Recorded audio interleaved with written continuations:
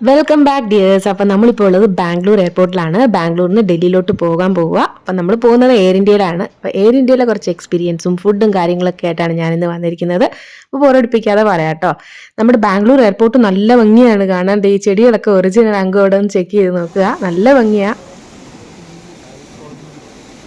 നടന്ന് കാണാനാണെങ്കിൽ ഒരുപാടുണ്ട്, കടകളും കാര്യങ്ങളൊക്കെ ഒത്തിരി ഉണ്ട്, ഷോപ്പിങ്ങിനൊക്കെ ആയിട്ട്, ഫുഡ് കഴിക്കാനും എല്ലാം. പക്ഷേ ഫുഡെന്ന് പറഞ്ഞാൽ 50 രൂപയുടെ സാധനം നമുക്ക് പുറത്ത് കിട്ടുന്ന ക്വാളിറ്റിയുള്ള സാധനമാണെങ്കിൽ 500 രൂപ നമ്മൾ അകത്ത് കൊടുക്കേണ്ടി വരും. ഒരു ഡോണറ്റ് വാങ്ങി അങ്കൂന്ന് കൊടുത്തു കേട്ടോ. അവൻ എവിടെയെങ്കിലും ചെന്ന് എന്തെങ്കിലും ഒന്ന് വേണം, അപ്പോൾ ഞാനത് വാങ്ങി കൊടുത്തു. അങ്ങനെ നമ്മൾ ഇതേ എയർപോർട്ടിൽ ചെക്കിങ്ങും ലഗേജും ഒക്കെ കൊടുത്തിട്ട് നമ്മുടെ എയർ ഇന്ത്യയുടെ സംഭവത്തിൽ വന്ന് ഇരിക്കുകയാണ്. എന്തായാലും ബോർഡ് ചെയ്യാൻ തുടങ്ങിയിട്ടില്ല. ഇതെല്ലാം എയർ ഇന്ത്യൻ ഫ്ലൈറ്റ്സാണ്. ഇപ്പോൾ വിസ്താരയും എയർ ഇന്ത്യ ഏറ്റെടുത്തുകൊണ്ട് വിസ്താര അല്ലെങ്കിൽ എയർ ഇന്ത്യൻ ഫ്ലൈറ്റ്സ് ആയിരിക്കും. അപ്പോൾ ഇതൊക്കെ കിടക്കുന്നതൊക്കെ എയർ ഇന്ത്യ കേട്ടോ. അപ്പോൾ ഞാൻ കുറച്ച് നേരം അതൊക്കെ ഇങ്ങനെ നോക്കി. കുറേ ഫ്ലൈറ്റ്സ് ഉണ്ട് കേട്ടോ. സംഭവം പല കളറിലും റെഡ് ആണല്ലോ, നല്ല ഭംഗിയുള്ള റെഡ് അല്ലേ. അങ്ങനെ ഞങ്ങൾ എന്തായാലും ബോർഡ് ചെയ്ത് അകത്ത് കയറിയിട്ടുണ്ട്. ഒരു നല്ല തിരക്കുണ്ടായിരുന്നു എയർപോർട്ടിൽ കേട്ടോ. പക്ഷേ തിരക്കുണ്ടായിരുന്നെങ്കിലും ഞങ്ങളുടെ ഫ്രണ്ടിലെ 2 സീറ്റും ബാക്കിലെ 2 സീറ്റും ഒക്കെ ഒഴിഞ്ഞു കിടന്ന ഫ്ലൈറ്റിനകത്ത് അധികം ആളുകൾ ഉണ്ടായിരുന്നില്ല. എയർ ഹോസ്റ്റസിന്റെ കാര്യങ്ങളൊക്കെ തുടങ്ങിയിട്ടുണ്ട്. അങ്ങനെ ദേ നമ്മൾ ബാംഗ്ലൂരിൽ നിന്ന് ഡൽഹിയിലേക്ക് പറന്നുയരുന്നു. കുറച്ച് കഴിഞ്ഞപ്പോൾ ഫുഡ് വന്നു കേട്ടോ. അപ്പോൾ ഫുഡ് എന്തൊക്കെയാണെന്ന് ഞാൻ കാണിച്ചു തരാം. ഒരു ബ്രൗണി പോലത്തെ ഒരു സാധനം ഉണ്ടായിരുന്നു, ബണ്ണുണ്ടായിരുന്നു മൾട്ടിഗ്രെയിനിൻ്റെ, അമൂലിൻ്റെ ഒരു ബട്ടർ, അമൂലിൻ്റെ ഒരു കേർഡ്, നമ്മുടെ ഇന്ത്യൻ ബ്രാൻഡാണല്ലോ. അപ്പോൾ സംഭവം ദേ ഒരു ടാറ്റ കോപ്പർ എന്ന് പറഞ്ഞ് ഒരു ചെറിയ കുപ്പി വെള്ളമുണ്ട്. വെള്ളം വേണമെങ്കിൽ ഇനിയും ചോദിച്ചാൽ തരുമായിരുന്നു കേട്ടോ.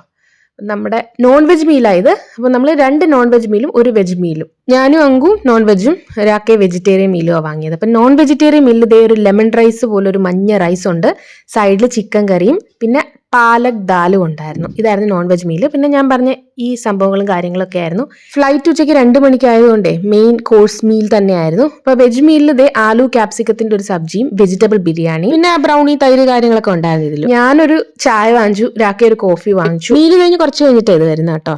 അത് നമ്മുടെ അമൂലിന്റെ പാൽപ്പൊടിയും കാര്യങ്ങളൊക്കെ ഇട്ട് മിക്സ് ചെയ്യണം. ഷുഗറൊക്കെ സെപ്പറേറ്റ് ഉണ്ടായിരുന്നു. അപ്പോൾ അത് കലക്കി. അങ്കു ഒരു ജ്യൂസാട്ടോ വാങ്ങിച്ചത്. ഫുഡൊക്കെ നല്ലതായിരുന്നു. ഞാൻ പറഞ്ഞല്ലോ ഉച്ച സമയത്ത് ലഞ്ചായിട്ട് തന്നെയാണ് നമുക്ക് തന്നത്. അപ്പോൾ അതേ ക്ലൈമറ്റൊക്കെ നല്ലതായിരുന്നു. നമുക്കൊരു ഡൗട്ട് ഉണ്ടായിരുന്നു, കാരണം ഡൽഹിയിലോട്ട് പോകുമ്പോൾ തണുപ്പ് സമയമായതുകൊണ്ട് എങ്ങനെ ആയിരിക്കും ലാൻഡിങ്ങും കാര്യങ്ങളൊക്കെ. പക്ഷേ ആകാശം നല്ല ക്ലിയർ ആയിരുന്നു. മാത്രമല്ല നമ്മൾ ഉച്ച സമയമായതുകൊണ്ട് നല്ല വെളിച്ചവും വെട്ടമൊക്കെ തന്നെ ഉണ്ടായിരുന്നു. നമ്മൾ 2-2.5 മണിക്കൂറിനകത്തും 4:30 ആകുമ്പം നമ്മൾ ലാൻഡ് ചെയ്യും. അങ്ങനെ ദേ 4:20 ആയപ്പോൾ തന്നെ നമ്മൾ ലാൻഡ് ചെയ്തു കേട്ടോ. സൂര്യൻ അവിടെ അസ്തമിച്ച് തുടങ്ങിയിട്ടുണ്ട്. ഞാൻ പറഞ്ഞല്ലോ വിൻ്റർ സീസൺ ആയതുകൊണ്ട് തന്നെ അസ്തമയ സൂര്യൻ നല്ല ഭംഗിക്ക് കാണാൻ പറ്റിയിട്ടുണ്ടായിരുന്നു. അങ്ങനെ നമ്മൾ ദേ ഡൽഹി എയർപോർട്ടിൽ ലാൻഡ് ചെയ്തിട്ടുണ്ട്.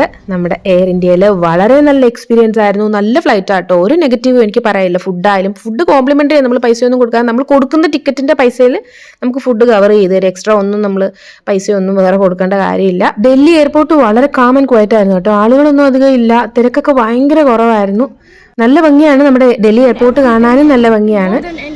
ഇതൊക്കെ അകത്തെ കലാവിരുതാണ്. ഷോപ്പിങ്ങോ കാര്യങ്ങളൊക്കെ വേണമെങ്കിൽ ഇവിടുന്ന് വാങ്ങാം, ഭക്ഷണമോ എന്തെങ്കിലുമൊക്കെ വാങ്ങാം. ഞാൻ പറഞ്ഞല്ലോ കുറച്ച് റേറ്റ് കൂടുതലായിരിക്കും പുറത്തന്നെ കാട്ടി. അങ്ങനെ നമ്മുടെ പെട്ടിയും കാര്യങ്ങളൊക്കെ എടുത്തിട്ട് നമ്മൾ പുറത്ത് വന്നൊരു ചായ കുടിക്കുകയാണ്. വേറൊന്നുമല്ല, അങ്കു അവൻ്റെ ഫോണ് എയർ ഇന്ത്യയുടെ സീറ്റ് പോക്കറ്റിൽ വെച്ച് മറന്നു അവിടെ ഇരിക്കുമായിരുന്നു. നമ്മൾ ഡൽഹി എയർപോർട്ടിന് പുറത്തെത്തിയിട്ടാണ് ആലോചിച്ചത്, കണ്ടത്, അല്ലെങ്കിൽ ശ്രദ്ധിച്ചെന്ന് പറയാം. ഉടനെ തന്നെ നമ്മൾ അവിടെ റിപ്പോർട്ട് ചെയ്തപ്പോൾ വളരെ നല്ല എക്സ്പീരിയൻസ് ആയിരുന്നു. എനിക്കിത് പറയാൻ വയ്യ, കാരണം നമ്മൾ പുറത്തിറങ്ങിയിട്ട് അവർ ഇത്രയും നല്ല രീതിയിൽ നമ്മൾ കസ്റ്റമേഴ്സിനെ കാണുക എന്ന് വെച്ചാൽ അത് ടാറ്റയുടെ എയർ ഇന്ത്യക്ക് ഒരു സല്യൂട്ട് തന്നെ കൊടുക്കണം. അവരുടെ കസ്റ്റമർ സപ്പോർട്ട് അത്രയും നല്ലതായിരുന്നു. ഡൽഹി എയർപോർട്ടിലെ ആ ഒരു പെരുമാറ്റവും എനിക്ക് പറയാതെ വയ്യ, നല്ല എക്സ്പീരിയൻസ് ആയിരുന്നു എനിക്ക്. അതായത് എയർപോർട്ട് സ്റ്റാഫും അത്ര നല്ലതാട്ടോ. അതെനിക്ക് ഷെയർ ചെയ്യണമെന്നുള്ളതുകൊണ്ടാണ് ഈ വീഡിയോ തന്നെ ഇട്ടത് കേട്ടോ. ഒരിക്കലും മറക്കാത്ത, ശരിക്കും പാനിക്കായ ഒരു സിറ്റുവേഷൻ നമ്മളെ എത്ര സന്തോഷമായിട്ട് അവർ ഹാൻഡിൽ ചെയ്ത് തന്നു എന്നുള്ളതിൽ ഒരു big salute to Tata Air India airlines. ഇനി വീട്ടിലേക്ക്. Thank you so much dears.